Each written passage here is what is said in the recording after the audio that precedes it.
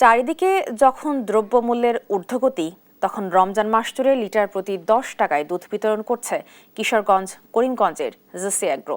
মানবিক এই উদ্যোগে স্বস্তিতে এখানকার নিম্ন আয়ের মানুষ। এ নিয়ে বিস্তারিত জানাতে কিশোরগঞ্জ থেকে সরাসরি যুক্ত হচ্ছেন সহকর্মী তোফায়েল আহমেদ। তোফায়েল, এই যে নিত্যপণ্যের যে ঊর্ধ্বগতি চলছে, এই বাজারে 10 টাকা লিটার প্রতি যে দুধ বিক্রির উদ্যোগ নিয়েছে জেসি অ্যাগ্রো, আপনি জানাবেন তার এই উদ্যোগকে সাধারণ মানুষ কিভাবে দেখছেন?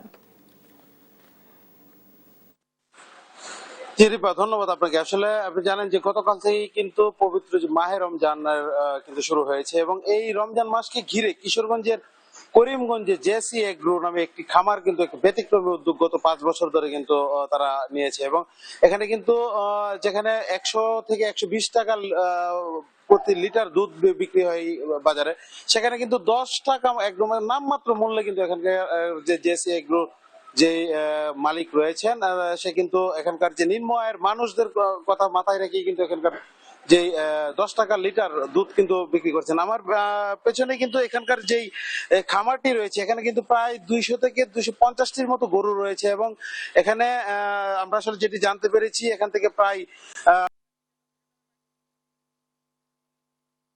সংগ্রহ করে এবং এর একটি অংশ পুরো রমজান মাস জুড়েই যে এখানকার যে স্থানীয় যেই যারা রয়েছেন, যারা নিম্ন আয়ের মানুষ, তাদেরকেই কিন্তু এখানে 10 টাকা মূল্যে কিন্তু প্রতিদিন এখানে প্রায় 100 থেকে 120 জনকে কিন্তু দুধ বিতরণ করে যাচ্ছে। তো আমরা একটু এখানকার একজন যে ম্যানেজার রয়েছেন তার সাথে একটু কথা বলতে চাই যে আসলে আপনারা প্রতিদিন যে এই একদম নামমাত্র মূল্যে দুধ দিচ্ছেন, এটা আসলে ঠিক কবে থেকে শুরু করেছিলেন আর কেমন সাড়া পাচ্ছেন?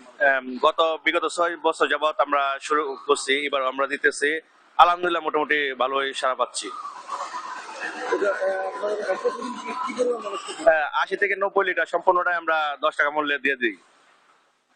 আসলে আমরা আসলে দেখছি যে বলছিলেন যে এখানকার যে ম্যানেজার রয়েছে তিনি যেমনটি বলছেন যে এখানকার প্রতিদিন কিন্তু